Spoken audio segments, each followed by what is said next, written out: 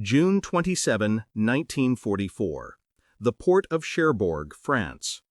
Colonel Alden G. Sibley of the 1056th Port Construction and Repair Group stands on the shattered remains of Quai de France, his engineering survey team fanning out across what should be one of Europe's finest deep-water harbors. The morning sun reveals a landscape of calculated destruction that takes his breath away. This isn't battle damage. This is systematic annihilation. Sibley's boots crunch across twisted metal and broken concrete as he makes his way toward the harbor basin. What he sees defies immediate comprehension.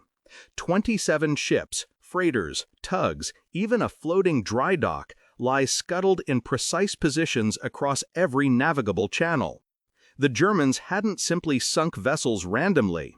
They had positioned each hull with mathematical precision to create an interlocking barrier of steel that would take months to clear. Two massive 90-ton gantry cranes, each the size of a 4-story building, have been toppled directly into the main shipping channel, their twisted girders creating an underwater obstacle course that no survey team can safely approach. The harbor walls themselves have been demolished with surgical precision. Every 100 meters, massive demolition charges have blown chunks of masonry the size of automobiles into the water. The breakwater, 3 kilometers of solid stone that took French engineers 40 years to build, has been breached in 17 separate locations. But it's the smaller details that reveal the true scope of German thoroughness. Every bollard has been cut away at the base with acetylene torches. Every electrical connection has been severed and the copper wire removed. Every water main has been destroyed. Every warehouse roof has been collapsed.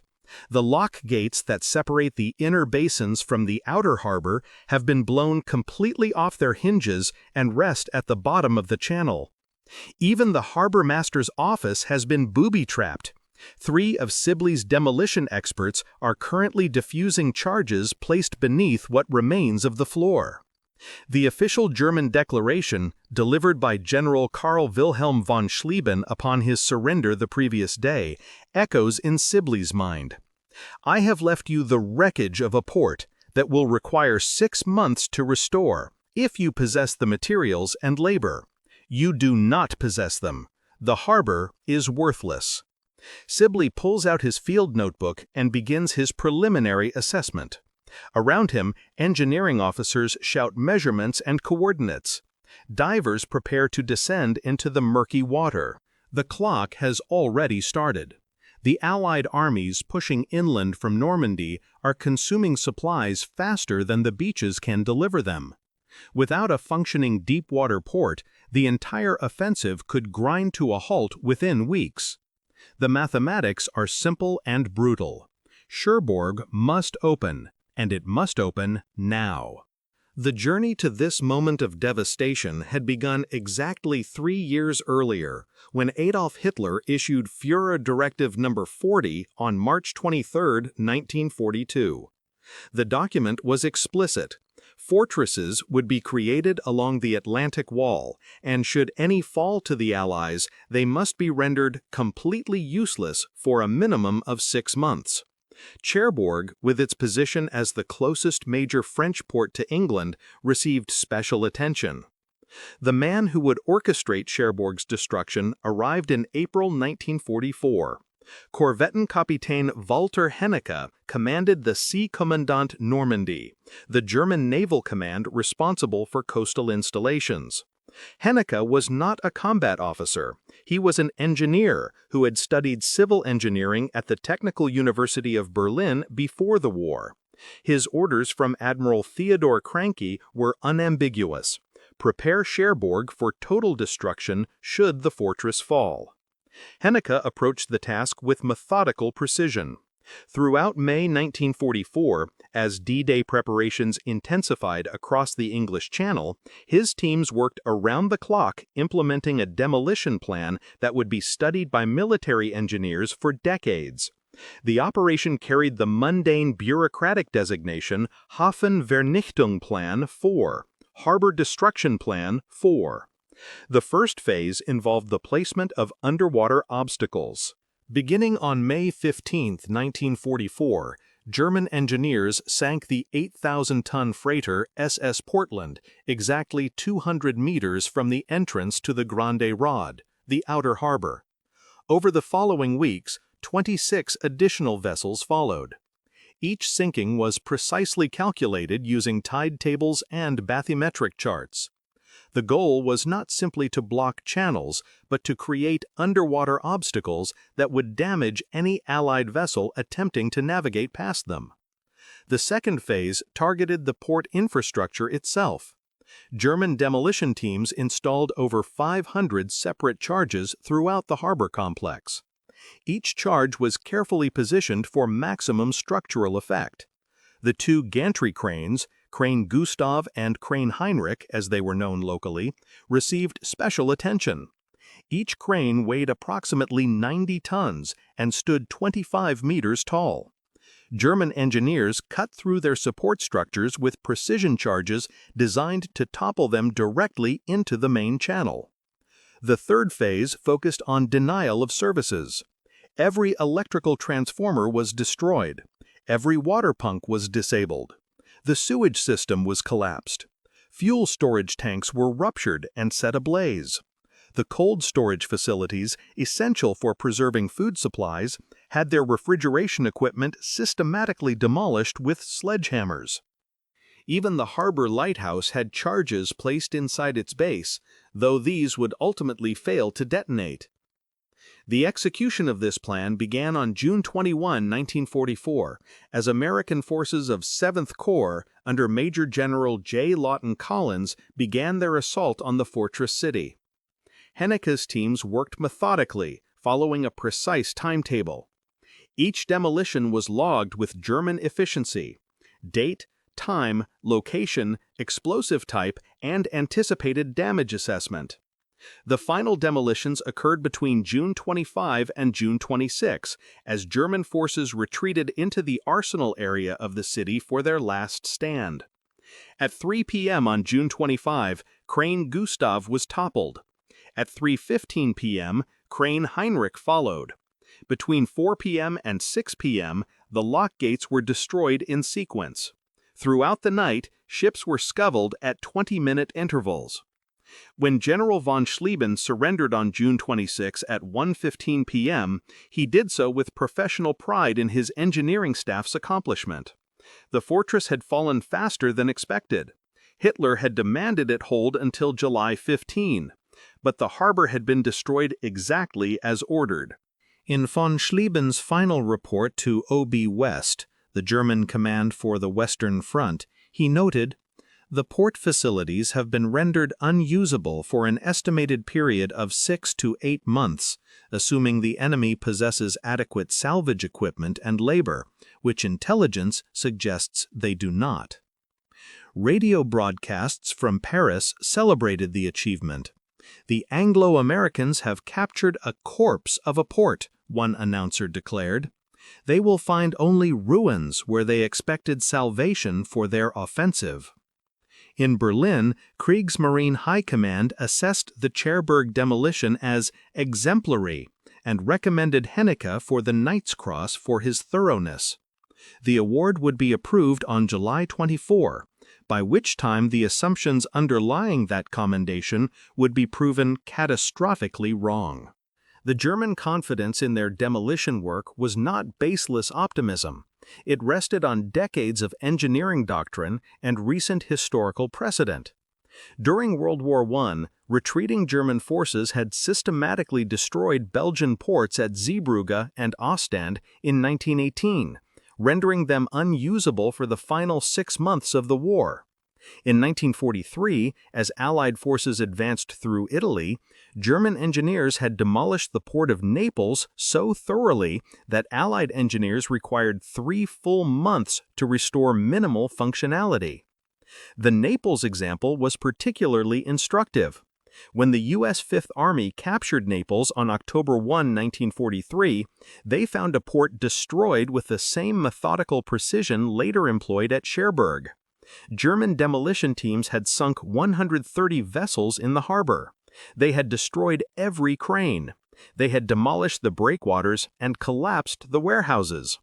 Allied engineers, despite throwing enormous resources at the problem, didn't restore full port capacity until January 1944, 90 days of grinding salvage work. The pattern repeated at Palermo, Sicily, where German engineers sank 47 vessels and destroyed the harbor facilities before the city fell on July 22, 1943. American engineers required 6 weeks to achieve even limited operations. At Salerno, hastily destroyed port facilities took 3 weeks to restore to minimal function.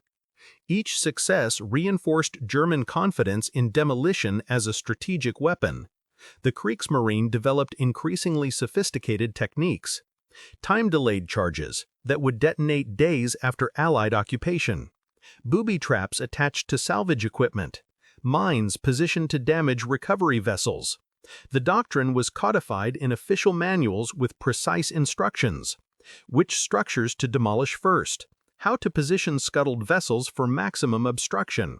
Optimal charge placement for permanent damage. Intelligence assessments supported this confidence. German reconnaissance had noted that Allied port construction companies, while well-equipped, were relatively small units. The 1056th Port Construction and Repair Group that would face Cherbourg numbered fewer than 2,500 men. German analysis calculated that such a force, even working around the clock, would require 12 to 16 weeks to clear the harbor and restore basic functionality.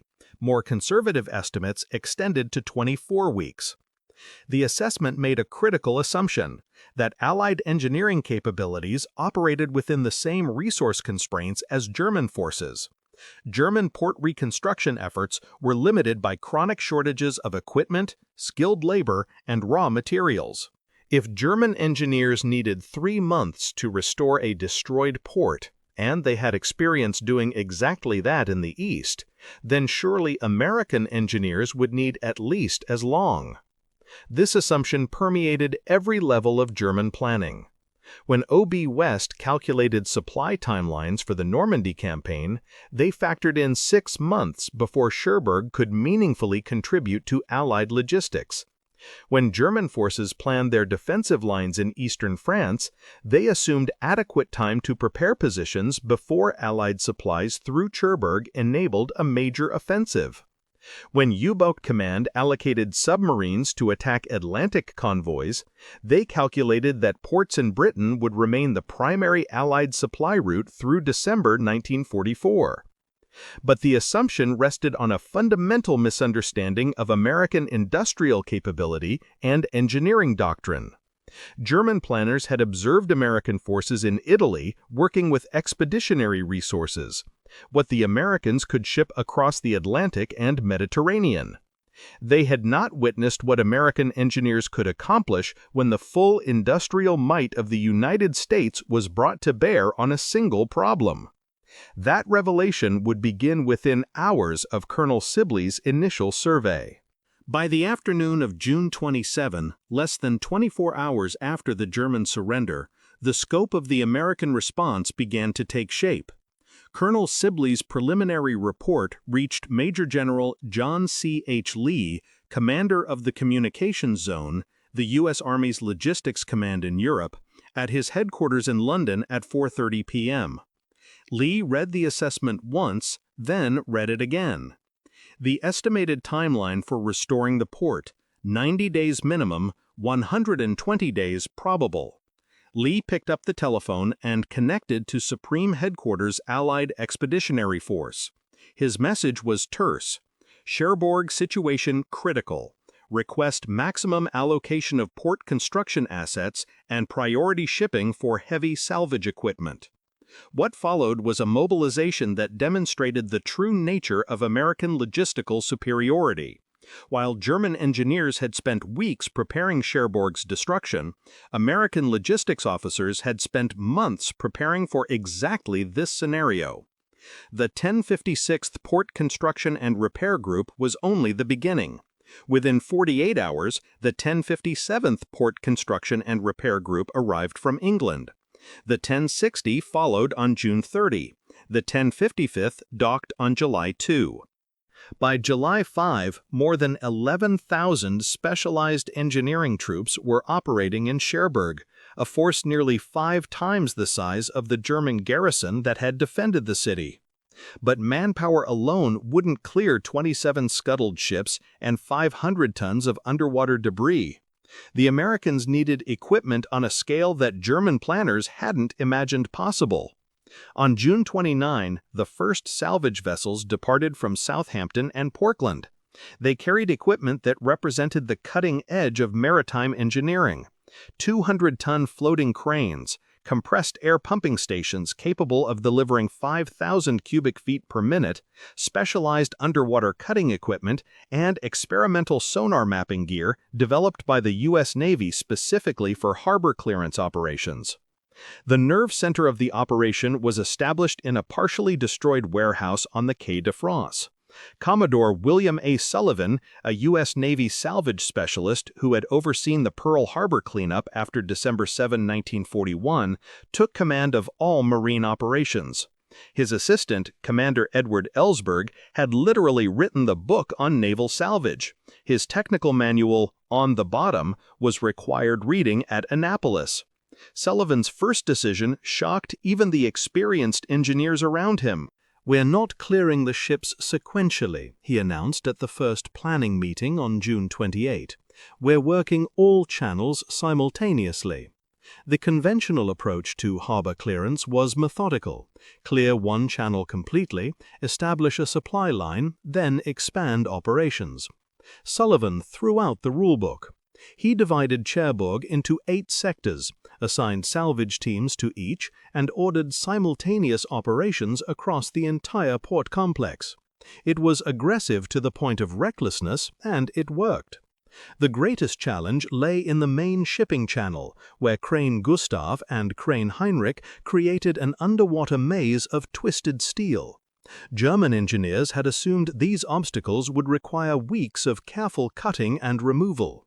On July 1, Lieutenant Commander Raymond Sullivan, no relation to the Commodore, descended in a diving bell to survey the wrecks. What he found changed everything. The cranes had toppled in such a way that their main support structures remained largely intact beneath the water. Rather than cutting them apart piece by piece, Sullivan proposed something unprecedented: use the massive floating cranes to simply lift the entire structures out of the water in one piece. "It's never been done with objects this size," one engineer protested. "Nothing about this operation follows precedent," Commodore Sullivan replied. "Make it work."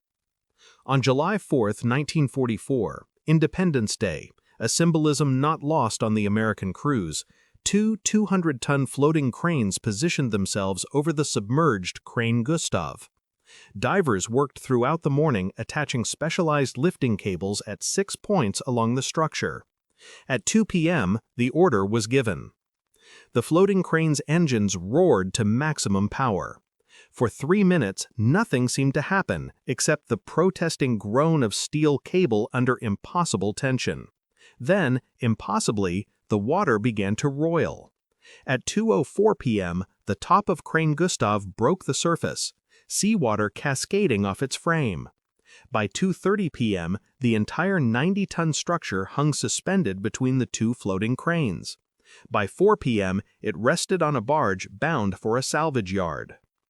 German reconnaissance pilots photographing the harbor on July 5 radioed back reports that were initially dismissed as hallucinations. American engineers, they claimed, had removed one of the main channel obstacles in a single day. Luftwaffe intelligence demanded confirmation. The photographs told an unmistakable story: one crane gone, the other being rigged for lifting. Crane Heinrich was extracted on July 6 using the same technique.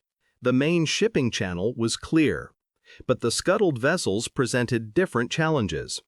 The Americans employed a technique developed after Pearl Harbor: seal the ship, pump it full of compressed air, and force it to the surface. Traditional salvage doctrine called for careful assessment of each wreck before attempting recovery. The Americans worked faster. Divers descended, identified major hull breaches, welded patches over them using underwater arc welding equipment, pumped compressed air into the hull, and stepped back. On July 8, the 4,000-ton freighter SS Reno broke the surface after being submerged for 2 weeks, water streaming from every opening. By July 10, 8 additional vessels had been raised. By July 12, the main channels were navigable. Throughout this period, parallel operations attacked every other aspect of the port's destruction. Electrical engineers from the 357th Engineer General Service Regiment ran 40 miles of new power lines in 6 days. Navy Seabees repaired lock gates by fabricating replacement components in shipboard machine shops. Army engineers bulldozed debris into the water to create temporary quays where none existed. The 1060th Port Construction and Repair Group used explosives to blast new channels through rubble that Germans had spent weeks positioning. The pace was relentless, operating 24 hours a day under floodlights that turned night into day. German observers watching from inland positions reported that Cherbourg harbor never went dark, a constellation of work lights visible from 20 kilometers away. On July 16, 1944, at 11 a.m., exactly 20 days after Colonel Sibley's initial survey, the Liberty ship SS John J. Montgomery sailed through the main channel and docked at Quay de France. By 4 p.m., stevedores were unloading her cargo, 5,000 tons of ammunition, medical supplies, and rations. The impossible had been accomplished. To understand how American engineers achieved what German planners deemed impossible requires understanding the fundamental difference in American military logistics doctrine. This philosophy didn't emerge spontaneously in 1944. It was the product of 2 decades of development that began in the aftermath of World War I. In 1919, the U.S. Army established the Army Industrial College specifically to study the relationship between industrial capacity and military effectiveness. The college's founding principle was revolutionary. Future wars would be won not by the side with the best soldiers, but by the side with the best logistics. Major Dwight D. Eisenhower, an instructor at the college in 1933, summarized this philosophy in a lecture. The winner in modern war is the nation that can deliver more material to the battlefield faster than its enemy can destroy it. This doctrine led to specific requirements formalized in the 1930s as the Army began planning for potential future conflicts. In 1937, the War Department issued specifications for port construction capabilities that would seem absurd by European standards. American port construction units must be able to restore a completely destroyed harbor to basic operational status within 30 days. They must operate independently without requiring local infrastructure. They must scale operations to match the size of the port being restored. The specifications created impossible demands. To restore a major port in 30 days required more equipment and personnel than most nations possessed for all military engineering operations combined. It required fabrication capabilities that could manufacture replacement components of any size in the field. It required organizational structures that could coordinate thousands of workers across dozens of simultaneous operations without losing efficiency. The mathematics were brutally simple. Cherbourg, at full capacity, could handle 20,000 tons of cargo per day. Every day the port remained closed cost the Allies 20,000 tons of supplies. Over 30 days, that totaled 600,000 tons, the equivalent of 2,000 Liberty ship cargoes. The strategic value of reducing restoration time from 90 days to 30 days was therefore 1,200,000 tons of additional cargo delivered to the front lines. To achieve this, the Americans made a design choice that European military doctrine considered wasteful: massive overinvestment in logistics infrastructure. While German engineering units were equipped to repair or construct facilities using local resources, American port construction companies carried everything they might need with them. The 1056th Port Construction and Repair Group's Table of Organization and Equipment list read like the inventory of a major construction firm. They possessed 47 bulldozers, 23 cranes rated from 5 to 40 tons, 31 dump trucks, 14 portable electrical generators capable of powering a small city, 7 machine shops mounted on trucks that could fabricate steel components up to 3 tons, and 200 tons of assorted construction materials ranging from steel cable to concrete forms. The entire unit's equipment weight exceeded 4,000 tons. Critics within the Army had questioned this approach throughout the 1930s. "We're building construction companies, not military units," one congressional testimony complained in 1938. "This level of equipment allocation is wasteful and represents poor planning." But the Army Industrial College doctrine prevailed, backed by officers who understood that in industrial warfare there was no such thing as excess logistics capacity. The port construction and repair groups were deliberately over-engineered, carrying enough equipment to handle any conceivable demolition scenario. The organizational structure was equally revolutionary. German port units operated under centralized command with strict hierarchical approval processes, a heritage of Prussian military tradition where initiative at lower levels was discouraged. American units operated under mission command doctrine. Commanders defined objectives, allocated resources, and allowed subordinate officers enormous latitude in execution. At Cherbourg, this meant that Lieutenant Commander Sullivan could propose lifting 90-ton cranes without requesting permission up the chain of command. It meant that sector commanders could redirect equipment from other operations based on immediate needs. It meant that Navy Seabees could fabricate custom lockgate components without waiting for engineering drawings to be approved in London. The final element was resource prioritization. While German logistics prioritized combat units, ammunition and fuel went to divisions first, engineering second, American logistics gave port operations absolute priority during the critical restoration phase. Between June 27 and July 16, 1944, every available transport vessel in the English Channel was directed to support Cherbourg operations. Combat units waited for supplies, while port construction units received equipment within 24 hours of request. General Omar Bradley, commanding the U.S. First Army, understood the trade-off. His divisions were fighting German forces with ammunition stocks running dangerously low. But he didn't complain about the diversion of shipping to Cherbourg. "Every ton of equipment we send to Sibley's engineers now," he told his staff on July 3rd, "will return 10 tons per day once the port opens. It's the best investment we can make."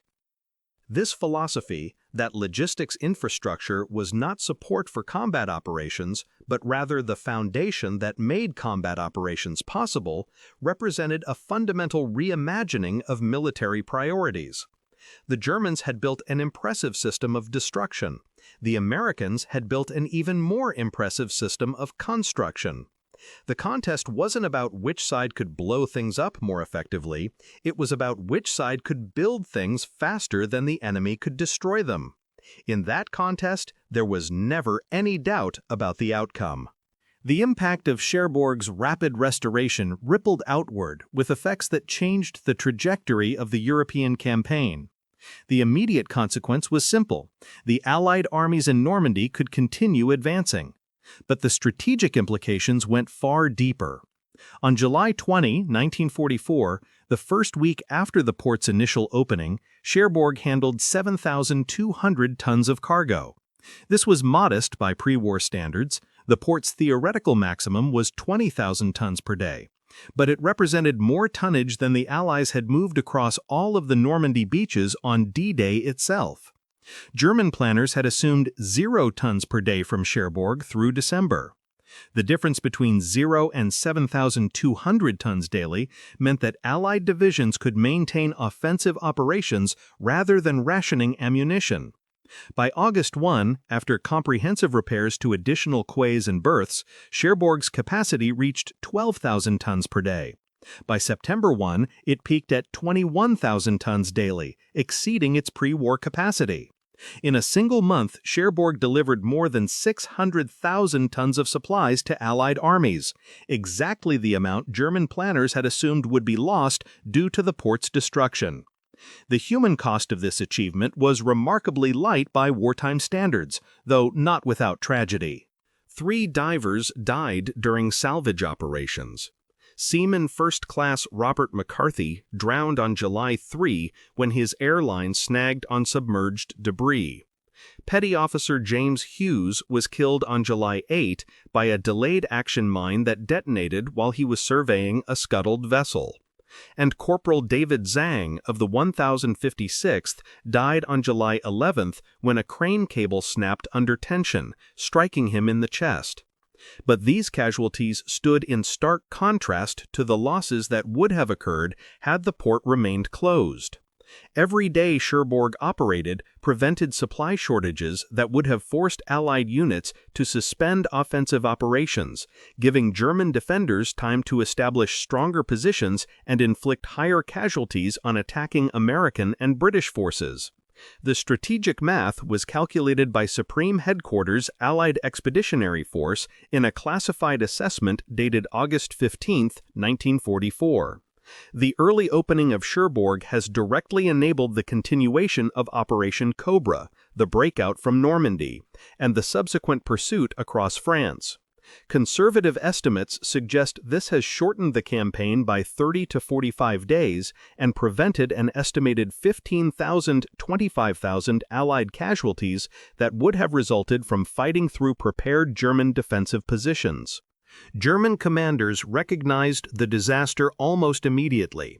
On July 18, General Feldmarschall Günther von Kluge, commanding OB West, wrote to the German High Command, "Enemy logistics capabilities have proven far superior to our intelligence estimates. The rapid restoration of Cherbourg has fundamentally altered the supply situation and enabled the enemy to maintain pressure across the entire front. Without corresponding port facilities available to our forces, the logistics balance heavily favors the enemy." Hitler's reaction was characteristically delusional. On July 21, during a staff conference at the Wolf's Lair, he raged that the Cherbourg demolitions had been inadequate and demanded that Hennicke be court-martialed for failing to destroy the port more thoroughly. Cooler heads prevailed. Hennicke retained his Knight's Cross and his command, but the episode revealed Hitler's fundamental misunderstanding of the situation. The demolitions hadn't failed. American restoration had succeeded beyond any reasonable prediction.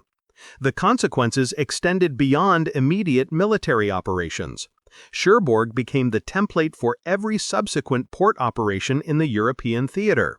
When Le Havre fell on September 12, 1944, the Americans restored it to operation in 18 days using techniques refined at Cherbourg. When Antwerp's port facilities were cleared of German demolitions in November 1944, the operation took 23 days, again using methods developed at Cherbourg. The operation also validated pre-war American logistics doctrine in a way that influenced military planning for the next 80 years. The after-action reports from Cherbourg were studied at the Army Industrial College, at West Point, and at the Naval War College. They demonstrated conclusively that investment in logistics infrastructure, specifically the massive over-engineering of port construction units, paid strategic dividends far exceeding their cost. A comparison with German logistics capabilities made the lesson explicit. The German Army's entire engineer corps contained fewer specialized port construction troops than the Americans deployed to Cherbourg alone. German floating crane capacity in all of Western Europe totaled less than the lifting capacity of the equipment the Americans brought to a single harbor.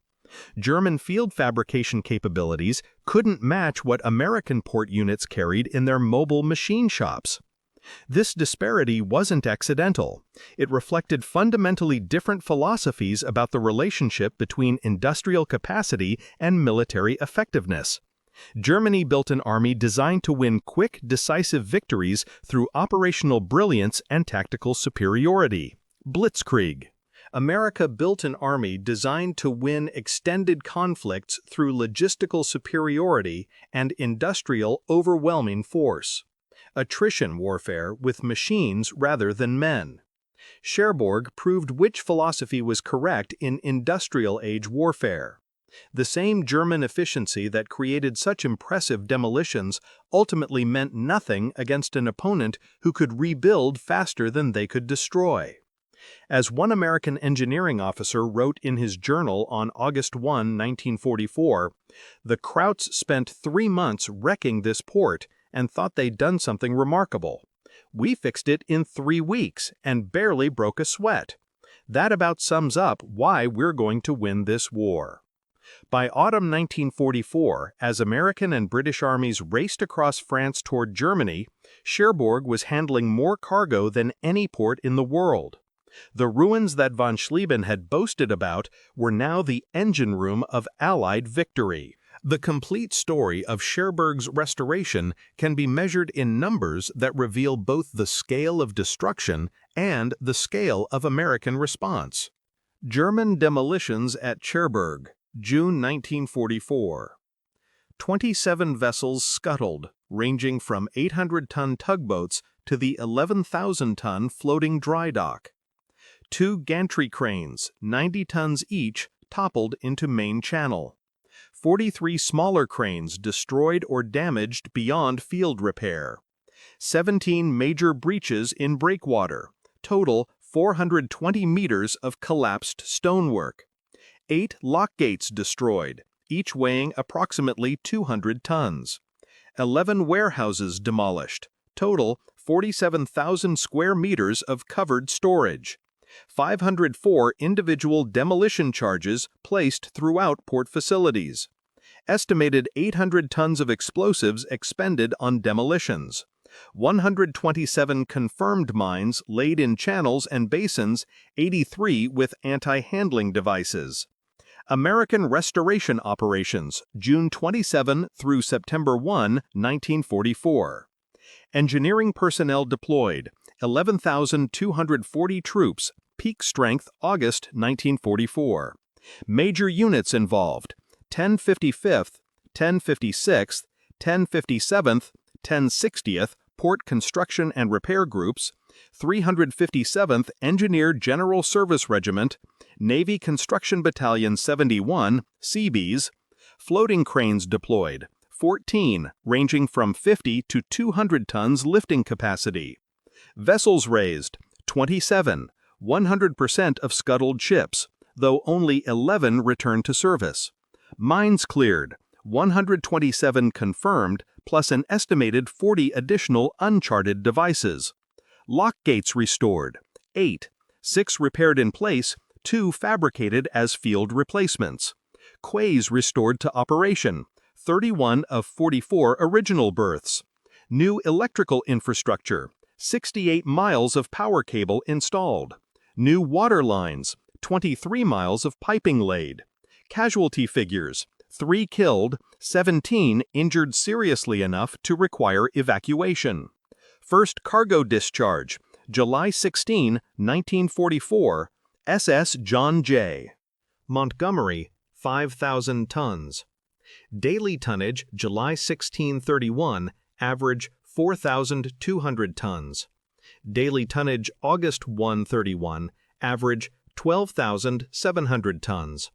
Daily tonnage, September 1-30, average 21,400 tons. Total cargo discharged, June 27, September 1, 547,000 tons. Comparative timeline analysis. German estimate for restoration, 180 days, 6 months. Allied pre-assault estimate, 90 days. Actual time to first cargo discharge, 20 days.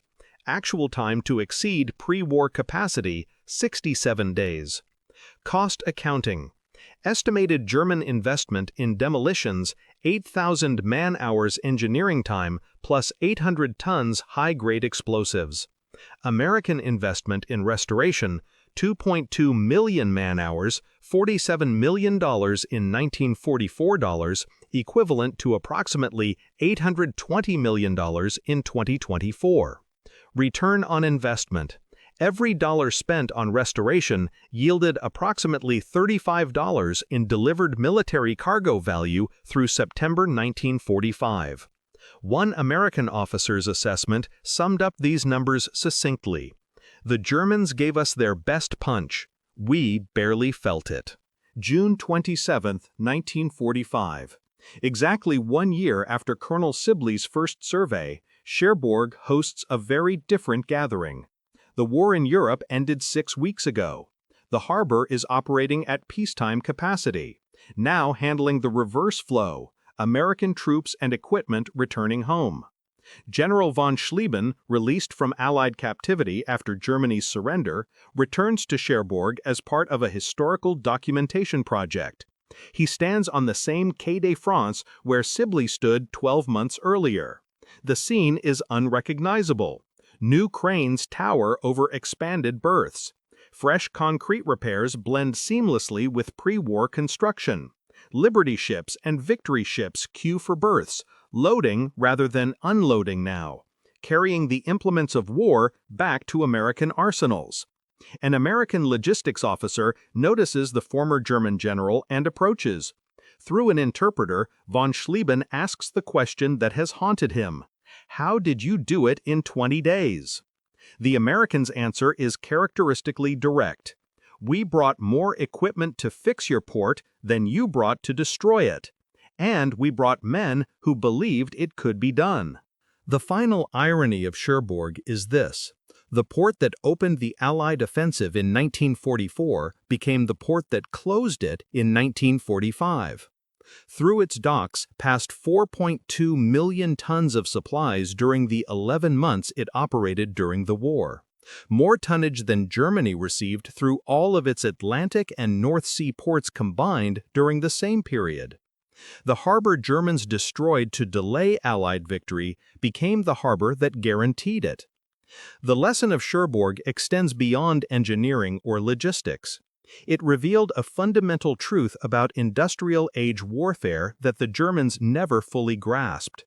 In a contest between destruction and construction, construction always wins if one side possesses sufficient resources and will. The Germans had designed brilliant demolitions. The Americans had designed a system that assumed demolitions would happen and planned accordingly. Von Schlieben spent weeks planning Cherbourg's destruction. The Americans spent years building the capability to overcome it. That disparity in preparation, more than any single battle or campaign decision, explains why Germany lost the war in the West. The examination of Cherbourg's ruins in June 1944 provided the proof. American victory wasn't inevitable because Americans were better soldiers. It was inevitable because America had built a military machine that could overcome any obstacle through sheer industrial power. That principle, demonstrated dramatically at Cherbourg, defined the outcome of World War II and shaped military doctrine for the 80 years that followed.